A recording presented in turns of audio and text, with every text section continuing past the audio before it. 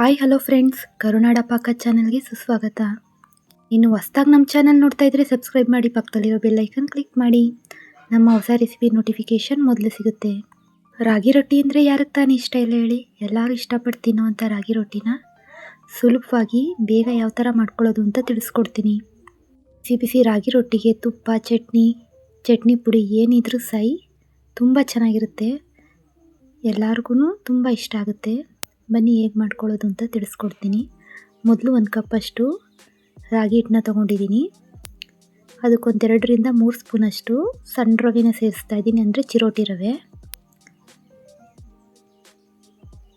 ನೀವು ಬೇರೆ ರವೆ ಇದ್ರೂ ಜಾರಲ್ಲಿ ಪೌಡ್ರ್ ಮಾಡಿ ಸೇರಿಸ್ಕೋಬೋದು. ಇದಕ್ಕೆ ಸಣ್ಣದಾಗಿ ಹೆಚ್ಚಿರೋ ಈರುಳ್ಳಿನ ಸೇರಿಸ್ತಾ ಇದ್ದೀನಿ. ಹಸಿಮೆಣಸಿನ್ಕಾಯಿ, ಈರುಳ್ಳಿ, ಕೊತ್ತಂಬರಿ ಸೊಪ್ಪು, ನುಗ್ಗೆ ಸೊಪ್ಪನ್ನ ಸೇರಿಸ್ಕೊತಾ ಇದ್ದೀನಿ. ನೀವು ಯಾವ ಸೊಪ್ಪು ಬೇಕಾದರೂ ಸೇರಿಸ್ಕೋಬೋದು. ಸಬ್ಸಿಗೆ ಸೊಪ್ಪು, ಯಾವುದೇ ರೀತಿ ಸೊಪ್ಪುಗಳು ಕೂಡ ಸಣ್ಣದಾಗಿ ಹೆಚ್ಕೊಂಡು ಸೇರಿಸ್ಕೋಬೋದು. 1 ಕಪ್ಪಲ್ಲಿ 2 ರಾಗಿ ರೊಟ್ಟಿ ಆಗುತ್ತೆ. ರುಚಿಗೆ ತಕ್ಕಷ್ಟು ಉಪ್ಪು. 1 ರೌಂಡು ಡ್ರೈಯಾಗಿ ಹಾಗೆ ಮಿಕ್ಸ್ ಮಾಡ್ಕೋಬೇಕು. ನಾವು ಈರುಳ್ಳಿ ಹಾಕಿರೋದ್ರಿಂದ ಅದೇ ನೀರು ಬಿಡುತ್ತೆ. ಈಗ ಸ್ವಲ್ಪ ಸ್ವಲ್ಪನೇ ನೀರನ್ನ ಸೇರಿಸ್ತಾ ಅದು ಉಂಡೆ ಆಗಬೇಕು, ಅಲ್ಲಿವರೆಗೂ ಕಲಿಸ್ಕೊಳ್ಳಿ. ನೋಡಿ, ಅದಾದರೆ ಸಾಕು. ನೋಡಿ ಎಷ್ಟು ಚೆನ್ನಾಗಿ ಬಂದಿದೆ ಹಿಟ್ಟು. ನಾವು ರವೆ ಹಾಕಿರೋದ್ರಿಂದ ರಾಗಿ ರೊಟ್ಟಿ ಒಡ್ಕೊಳ್ಳಲ್ಲ, ಸಾಫ್ಟಾಗಿ ಚೆನ್ನಾಗಿ ಬರುತ್ತೆ. ನಾನು ಬಾಳೆ ಎಲೆ ಮೇಲೆ ತಟ್ಕೋತಾ ಇದ್ದೀನಿ. ನೀವು ಯಾವುದೇ ರೀತಿ ಕವರ್ಗಳ ಮೇಲಾದರೂ ತಟ್ಕೋಬೋದು.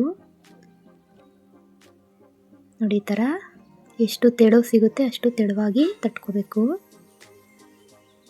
ಈಗ ತವಾ ಬಿಸಿಗಿಟ್ಟು 1 ಸ್ಪೂನಷ್ಟು ಎಣ್ಣೆನ ಸೇರಿಸ್ತಾ ಇದ್ದೀನಿ. ಈಗ ರೊಟ್ಟಿನ ಹಾಕ್ತಾ ಇದ್ದೀನಿ. ನೋಡಿ, ಈ ಥರ ತೆಗಿತಾ ಇದ್ದೀನಿ. ಸ್ವಲ್ಪ 2 ಕಡೆ ಗೋಲ್ಡನ್ ಬ್ರೌನ್ ಬಂದು ರೋಸ್ಟ್ ಆಗೋವರೆಗೂ ಬೇಯಿಸ್ಕೋಬೇಕು. ತುಂಬ ಸ್ಪೈಸಿಯಾಗಿ, ಟೇಸ್ಟಾಗಿ ತುಂಬ ಚೆನ್ನಾಗಿ ಬರುತ್ತೆ. ಎಮರ್ಜೆನ್ಸಿಯಾಗಿ ಅರ್ಜೆಂಟಾಗಿ ಏನಾದರೂ ಮಾಡ್ಕೋಬೇಕು ಅನಿಸಿದ್ರೆ ಈ ಥರ ಸ್ಪೈಸಿಯಾಗಿ ರಾಗಿ ರೊಟ್ಟಿನ ರೆಡಿ ಮಾಡ್ಕೊಂಡು ತಿನ್ಬೋದು. ಅದೇ ಅನ್ನ ಸಾರು ಮುದ್ದೆ ತಿಂದು ಬೇಜಾರಾಗಿದ್ದರೆ ಒಂದು ಸಲ ಈ ಥರ ರಾಗಿ ರೊಟ್ಟಿನ ಟ್ರೈ ಮಾಡಿ ನೋಡಿ, ತುಂಬ ಚೆನ್ನಾಗಿರುತ್ತೆ.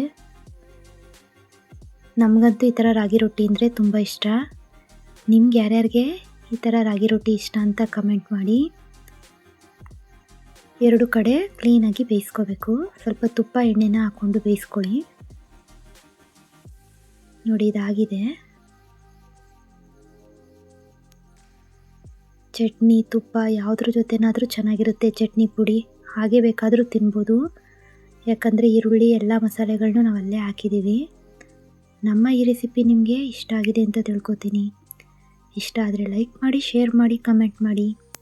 ಹೊಸ ರೆಸಿಪಿಗಳ ಜೊತೆ ಮತ್ತೆ ಸಿಗೋಣ. Thank you for watching.